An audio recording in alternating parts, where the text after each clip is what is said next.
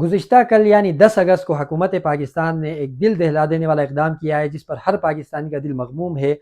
اسلام آباد کے اندر جامع مسجد مدنی جو قیام پاکستان سے پہلے وہاں پر قائم تھی اس کو منہدم کر کے وہاں پر درخت لگائے گئے ہیں، جس پر علماء کرام نے سراپا احتجاج ہو کر حکومت کو گھٹنے ٹیکنے پر مجبور کیا۔ افسوس اس بات کا ہے کہ اس موقع کے اوپر بھی مسلم لیگ نون کے سپورٹرز جو ہیں وہ اپنی حکومت کو بچانے کے لیے اور اس الزام سے اپنے آپ کو بری کرنے کے لیے نت نئے حربے اور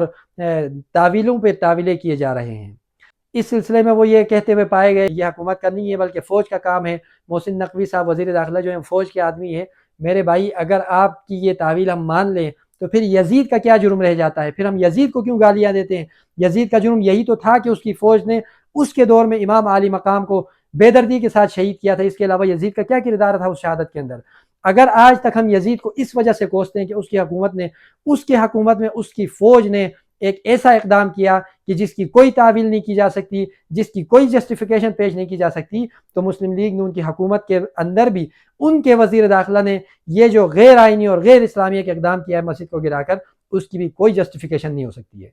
حکومتی پارٹی کے جو سپورٹرز ہیں وہ سرے دست اللہ رب العزت کے آگے سربسجود ہو کر توبہ و استغفار کرے کہ ان کے ووٹوں سے، ان کے سپورٹ کی وجہ سے یہ لوگ اسمبلیوں کے اندر گئے اور آج حکومت میں رہتے ہوئے انہوں نے اس قسم کے غیر آئینی اقدامات کیے جس کے اندر مسلم لیگ نون کے تمام سپورٹر جو ہیں برابر کے شریک ہیں، کیونکہ اللہ رب العزت قرآن میں فرماتے ہیں وَتَعَاوَنُوا عَلَى الْبِرِّ وَالتَّقْوَىٰ وَلَا تَعَاوَنُوا عَلَى الْإِثْمِ وَالْعُدْوَانِ کہ تم نیکی کے کاموں میں ایک دوسرے کی مدد کیا کرو اور گناہ اور معصیت کے کاموں میں ایک دوسرے کی مدد نہ کیا کرو۔ اور میں آپ کو یہاں پر یہ بھی واضح کر دوں، یہ جو آپ ووٹ کاسٹ کرتے ہیں یہ آپ کی شرعی ذمہ داری ہے، شرعی رائے ہے اور آپ کی سفارش ہے۔ اور قرآن میں اللہ فرماتے ہیں مَن یشفع شفاعۃ حسنۃ یکن لہ نصیب منہا ومن یشفع شفاعۃ سیئۃ یکن لہ کفل منہا، جو شخص کسی کی اچھی سفارش کرتا ہے تو وہ اس میں سے اس کا حصہ پاتا ہے، اور اگر جو کوئی بری سفارش کرتا ہے تو وہ اس برائی کے اندر برابر کا شریک ہوتا ہے۔ آج ہمارے سپورٹ کی وجہ سے جو اسمبلیوں کے اندر گئے ہوئے غیر اسلامی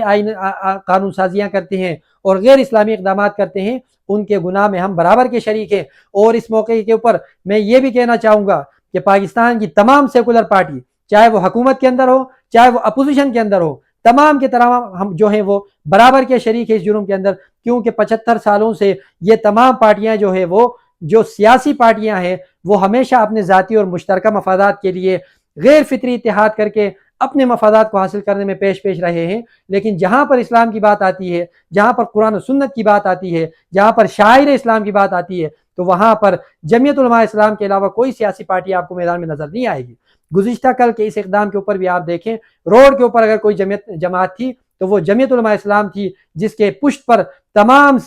مذہبی جماعتیں کھڑی تھیں۔ ان کے تعاون سے جمعیت علماء اسلام نے حکومت وقت کو گھٹنے ٹیکنے پر مجبور کیا۔ اس موقع کے اوپر اپوزیشن کی جو سیاسی جماعتیں ہیں جو فی الوقت حکومت کے شدید ترین مخالف ہیں، جو ہر معاملے کے اندر حکومت کو نقصان پہنچانے کے در پہ ہوتے ہیں، لیکن اس معاملے کے اندر وہ اہل اسلام کے ساتھ کہیں پر بھی آپ کو کھڑے دکھائی نہیں دیے۔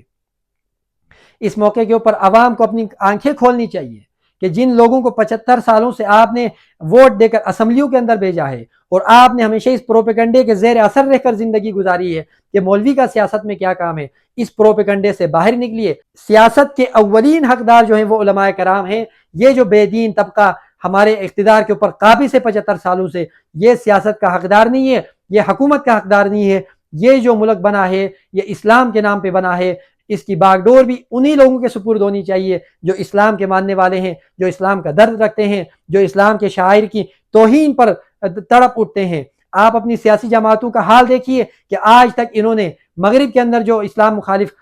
تحریکیں اٹھتی ہیں یا جو کارٹون شائع کر کے وہاں پر گستاخیاں کی جاتی ہیں، اس کے اوپر بھی کبھی ان سیاسی جماعتوں نے کوئی احتجاج نہیں کیا۔ آپ کو ہمیشہ شاعر اسلام کی توہین پر روڈوں کے اوپر اگر کچھ لوگ ملیں گے تو وہ علماء کرام ہوں گے، وہ مذہبی سیاسی جماعتیں ہوں گی، وہ مذہبی جماعتیں ہوں گی، کوئی آپ کو سیکولر سیاسی جماعت وہاں پر نظر نہیں آئے گی۔ اس لیے آپ ہمیشہ علماء کا دست و بازو بنیں، اور 48 گھنٹے کی جو مہلت حکومت نے مانگی ہے اس مہلت کے اوپر بھی آپ علماء کے ساتھ رابطے میں رہیں کہ اگر علماء کرام نے حکومت کے وعدے کی خلاف ورزی کے اوپر احتجاج کی کال دی تو پورے پاکستان سے قافلے لے کر اسلام آباد کا رخ کریں۔ اس بار ہم مذہبی قیادت سے یہ توقع کریں گے کہ وہ صرف اپنے اس مطالبے تک محدود نہ رہیں بلکہ آگے بڑھ کر عوام کے ساتھ مل کر اور سیاسی اور مذہبی جماعتیں جو اتحاد میں شامل ہونا چاہے ان کو ساتھ ملا کر تحریک نظام مصطفیٰ کے لیے اٹھ کھڑے ہوں اور ان بے دینوں سے بے دخل کر کے عوام کی جان چھڑائی جائے تاکہ یہ جو ملک اسلام کے نام پہ حاصل ہوا تھا اس کے اندر صحیح معنوں میں قرآن و سنت کا نفاذ ہو اور یہاں پر اسلام کی بہاریں ہمیں دیکھنے کو ملے۔